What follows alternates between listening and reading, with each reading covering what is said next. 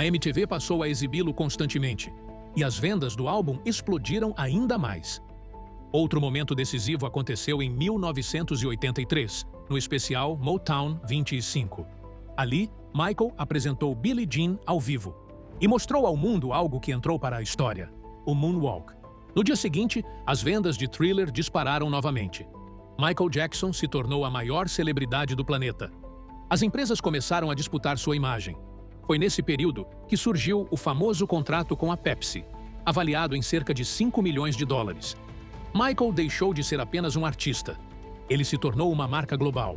E isso abriu caminho para algo ainda maior.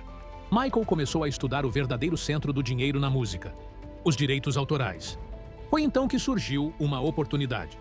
O catálogo da ATV Music Publishing estava à venda. Dentro dele havia mais de 4.000 músicas, entre elas, praticamente todo o repertório dos Beatles. Michael decidiu comprar. Pagou cerca de 47 milhões de dólares. Muitos acharam loucura, mas foi uma das decisões financeiras mais inteligentes da história da música.